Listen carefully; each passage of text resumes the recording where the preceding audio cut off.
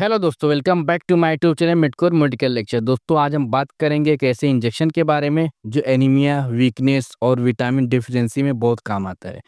जी हम बात करें इंजेक्शन विटकोफॉल के बारे में। ये injection mainly iron, folic acid और विटामिन बी 12 से बना होता है, जो हमारे बॉडी के लिए ब्लड बनाने और एनर्जी मेंटेन करने में बहुत ही इंपॉर्टेंट रोल प्ले करते हैं। दोस्तों जो लोग चैनल पर नए प्लीज चैनल को सब्सक्राइब कर लें और सब्सक्राइब करने के बाद बेल आइकन को प्रेस करके नोटिफिकेशन को ऑन कर लें। वीडियो को लाइक करें, शेयर करें और कमेंट करें।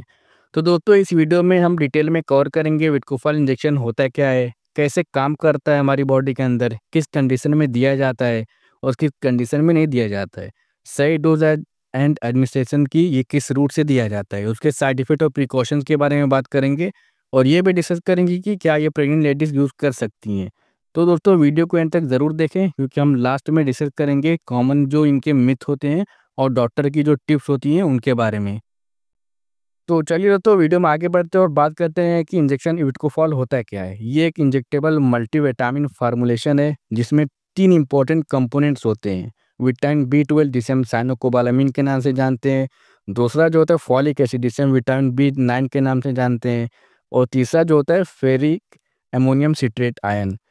ये कॉम्बिनेशन उन लोगों के लिए बनाया गया है जिनको iron deficiency, anaemia, vitamin B 12 deficiency और फॉलिक एसिड डेफिशिएंसी होती है। साथ ही ये जनरल वीकनेस, फैटीग और नर्व रिलेटेड प्रॉब्लम में भी यूज़ किया जाता है। अब हम बात करते हैं कि इसके कंपोजिशन के बारे में कि इसके पर 2 ml में क्या-क्या कंपोजिशन पाई जाती हैं।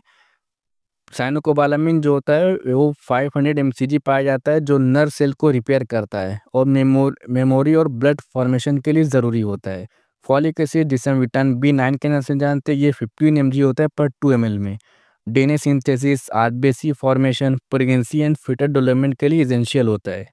तो देखा आपने साइनोकोबालामिन का काम क्या होता है, नर्व सेल को रिपेयर करता है और मेमोरी और ब्लड फॉर्मेशन के लिए बहुत ही इंपॉर्टेंट होता है। दूसरा जो होता है फॉलिक एसिड और 15 mg होता है पर 2 ml में और ये डीएनए सिंथेसिस में रोल प्ले करता है, आरबीसी फॉर्मेशन के लिए बहुत ही इंपॉर्टेंट रोल प्ले करता है, प्रेगनेंसी और फीटल डेवलपमेंट के लिए बहुत ज़्यादा इंपॉर्टेंट होता है ये फॉलिक एसिड। इसलिए आपने देखा होगा कि प्रेग्नेंट लेडी को फॉलिक एसिड की टैबलेट स्टार्टिंग से ही दी जाती है।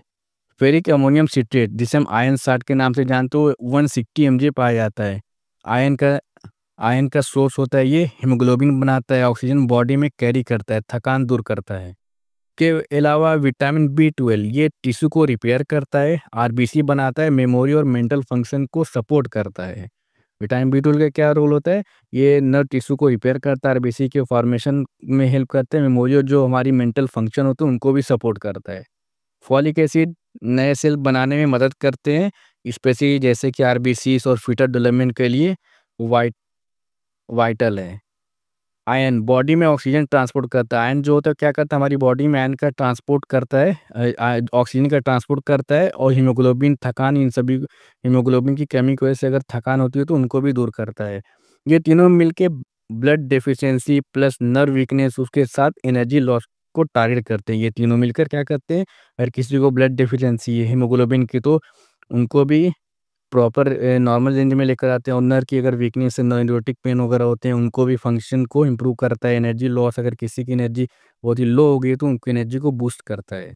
अब बात करें दोस्तों इसकी इंडिकेशन और इनके यूजेस के बारे में कि कहाँ-कहाँ पे इस इंजेक्शन का इस्तेमाल किया जाता है, तो आयरन डेफिशिएंसी एनीमिया अगर किसी को जैसे कि मेगालोब्लास्टिक एनीमिया हुआ, विटामिन बी 12 डेफिशिएंसी हुई, folate deficiency, pregnancy related nutrition deficiency, अगर प्रेगनेंसी में किसी को बहुत ही ज़्यादा थकान होती है, उनको न्यूट्रिशन डेफिशिएंसी हो गई है, जनरल वीकनेस, फैटीग और डिजीनेस, इन सारी कंडीशन में इस इंजेक्शन का इस्तेमाल करते हैं। आपने देखा होगा कि पोस्ट सर्जरी या उनकी रिकवरी के टाइम भी बॉडी को सपोर्ट देने के लिए इस इंजेक्शन का इस्तेमाल करते हैं। उसके अलावा पेरिफेरल न्यूरोपैथी, मतलब कि अगर किसी को बर्निंग होती है, टिंगलिंग होती है हैंड्स और फीट में, अगर किसी को हाथ और पैरों में जलन होती है, झंझनाहट होती है या सूनपन रहता है, तो उन कंडीशन में भी इस इंजेक्शन का इस्तेमाल करते हैं। हेयर फॉल, अगर किसी को हेयर फॉल की समस्या है, विटामिन बी 12 की कमी है, तो उस कंडीशन में भी इस इंजेक्शन को दिया जाता है। अगर किसी की बॉडी में मसल क्रैम्प्स होते हैं, जो मांसपेशियाँ होती हैं उसमें अगर क्रैम्प उठते हैं और memory problem due to vitamin B 12 की डेफिशिएंसी, अगर किसी को विटामिन बी 12 की डेफिशिएंसी होती है, उनको मसल क्रैम्प होते हैं और या मेमोरी प्रॉब्लम होती है, उन कंडीशन में भी इस इंजेक्शन को दिया जाता है। अब बात करें दोस्तों इसके डोज एंड ड्यूरेशन के बारे में, तो पहले हम बात करेंगे एडल्ट डोज की। एडल्ट डोज जो होता है उनका इंजेक्शन जो होता है 2 ml का होता है। तो हम इसको डीप मस्कुलर देते हैं, मतलब कि इंट्रामस्कुलर देंगे या फिर स्लो आईवी दे सकते हैं इन्फ्यूज़न में डालकर। फ्रीक्वेंसी की बात करें तो हफ्ते में 2 से 3 बार ये अल्टरनेट डे भी दे सकते हैं, डिपेंड करता है कि उनकी सिचुएशन और उनकी क्या सिचुएशन है और कितनी रिक्वायरमेंट है, उसके ऊपर डिपेंड करता है। ड्यूरेशन की बात करें तो 2 से 6 हफ्ते तक दिया जाता है और जो कि कंडीशन पे डिपेंड करता है। मेंटेनेंस के लिए मंथली 1 बार भी दिया जा सकता है अगर क्रोनिक पेशेंट में।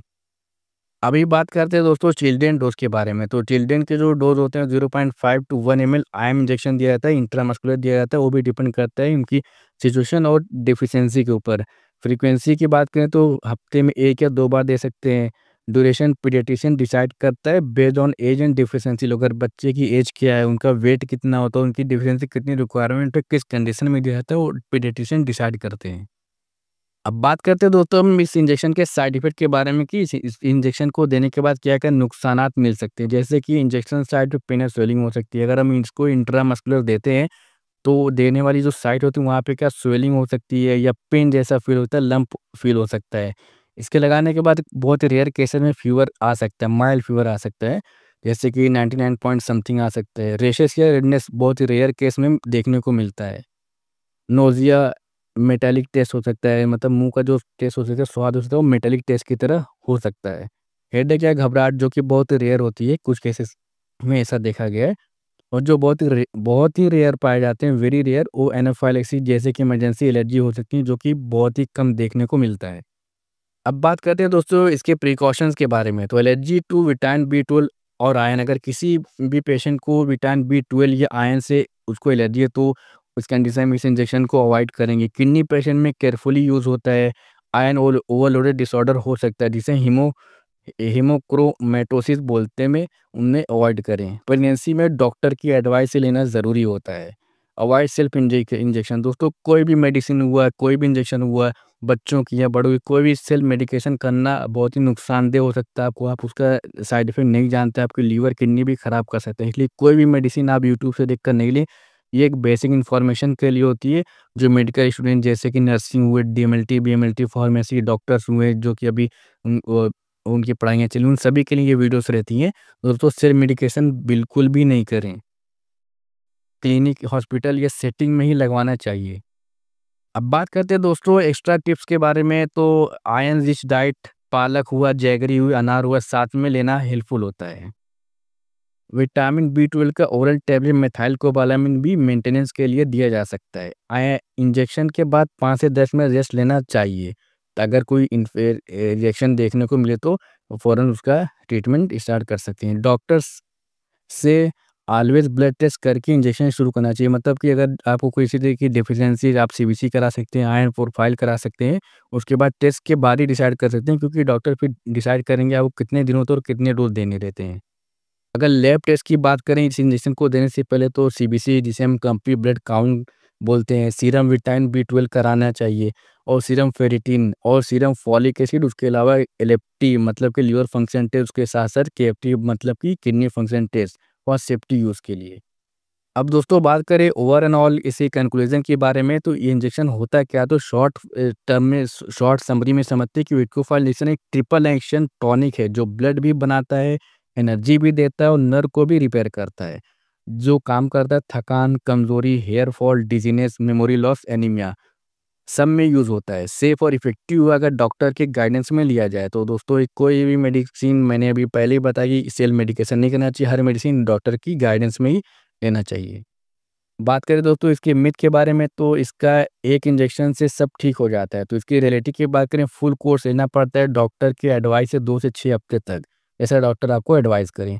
इसका कोई नुकसान नहीं होता है। ये हर इंजेक्शन में एलर्जी या रिएक्शन का रिस्क होता है, इसलिए प्रॉपर मॉनिटरिंग ज़रूरी है। उसके बाद दोस्तों अगला जो मिथ है, ये सिर्फ आयरन इंजेक्शन है। रियलिटी की बात करें, ये आयरन के साथ विटामिन बी 12 और फॉलिक एसिड भी देता है, फुल मल्टीविटामिन सपोर्ट देता है। तीसरा, उसके अलावा जो अगला मिथ है, सिर्फ ओल्ड लोगों के लिए होता है। तो इसकी सच्चाई, जो यंग एडल्ट्स, फीमेल जिनके पीरियड के बाद जिनकी मतलब मेनोपॉज़ हो जाता है, लैक्टेटिंग मदर जो मदर फीडिंग कराती है, बच्चों को दूध पिलाती है, वेजिटेरियन, सबके लिए यूज़फुल होता है। तो दोस्तों यहाँ पे हमारा वीडियो खत्म होता है। अब हम मिलेंगे नए वीडियो में नए टॉपिक के साथ। और दोस्तों जो लोग चैनल पर नए, प्लीज़ चैनल को सब्सक्राइब कर लें। सब्सक्राइब करने के बाद बेल आइकन को प्रेस करके नोटिफिकेशन को ऑन कर ले, वीडियो को लाइक करें, शेयर करें और कमेंट करो, अपना पूरा फुल सपोर्ट दिखाएँ दोस्तों।